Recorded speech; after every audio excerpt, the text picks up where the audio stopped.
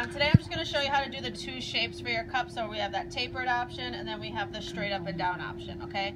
I did not think I had to show you how to roll out a slab because we already did that with the chip and dips, right? Yeah. So I put a cloth down, I put the rulers down, and I rolled it till it was as skinny as the rulers.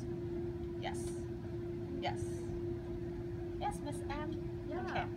So then the next step after something, a head nod or something would be nice. The next step after you roll out a slab is you always clean it up a little bit. So take a metal rip tool. They have been used a lot now, so they might be dirty. Kind of clean up the edge without cutting yourself, and then just kind of gently smooth that surface. Another tip that's good is make sure your cloth, when you put your clay down, has like you smooth out the wrinkles, because you can see here this one cracked because when I pulled the cloth, the wrinkle popped, and then there's a rip in it now. Okay, so try to keep it as flat as possible. Alright, so that's that. So I'm going to start with the tapered one, okay? So if you really like the shape of that tapered cup, you're going to grab one of the templates over here. So that template looks like this, alright? Don't put it in the middle of your slab, utilize as much space as you can. And then take your fettling knife and just cut that out.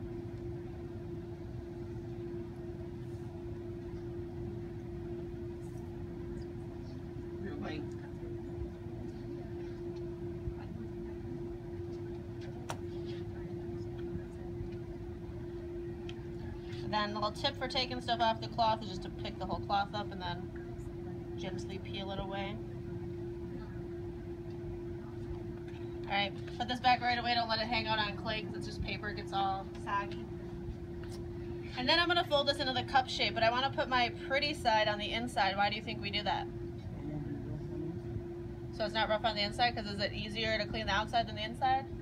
Yeah, so let's start off with a little bit of help with the pretty side on the inside. So very carefully, gently, this takes a lot of patience because your clay is soft. Kind of pinch that seam together.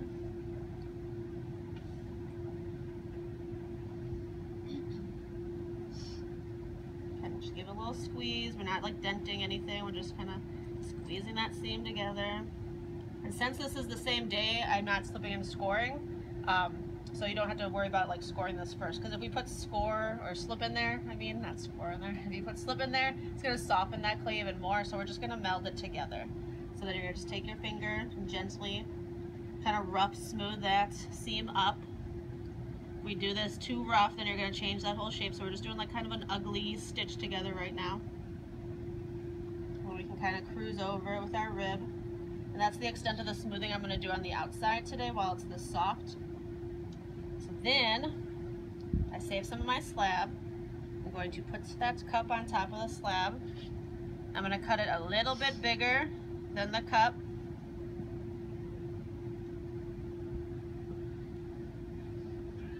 That's a lot bit bigger. Let me get a little smaller.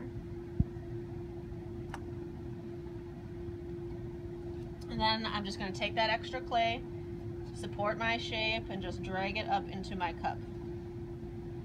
So these are not starting off really pretty today. We're just trying to get that basic form together. And then we'll have to do our touching up later. Alright, so I'm going to leave that like that right now. Now the inside we have a couple seams. Where do we have seams? The seam met. The seam where it met, yeah, and where else? Bottom. At the very bottom, okay. Seams are no good, they make for weak joints.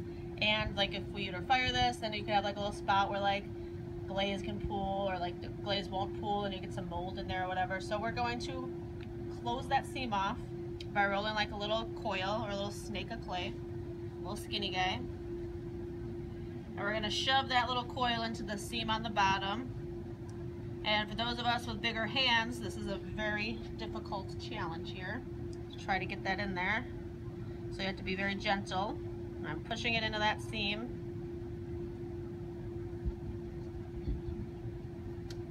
We're trying to. Now, we don't want to leave that seam like that, right? That's really ugly, right? That looks worse than the seam. Yeah? Yeah. Yeah. So we have to make that disappear like it's our own little secret that we put that in there. So you just got to kind of get your hand in there and get that bottom nice and smooth so nobody ever knew that that was in there. Okay? Again, if you can't get our hand in there, which I can just barely, you can grab like a wooden tool and you can kind of smooth that with this too. But then you still have to get rid of the tool marks that this wooden tool makes. So whatever works for you, okay? So get it nice and smooth. Like this one's pretty smooth. It needs a little smoothing still, but okay. Then we have that seam on the inside, which ideally we can just get with our hand, oops, or the wooden tool, just kind of meld it together like we did on the outside.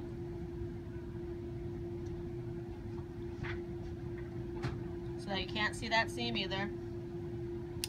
All right, and then as you can see, this is very soft. We don't want to do much any more cleaning up to this today. So once you get to this point, which ideally you get to in one whole day, okay, you're gonna put it on your board. Where's my board? Over there it is. If you're doing the tapered mug, you put it on your board upside down because it's way more stable, and then you'll bag it, okay? So you may notice though this is a little wonky. So before you do that, you can paddle it. I can talk.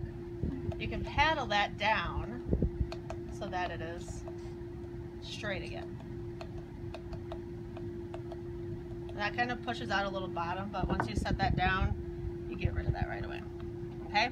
So once you got it nice, make sure it's nice and round, upside down, just a bag in the cabinet.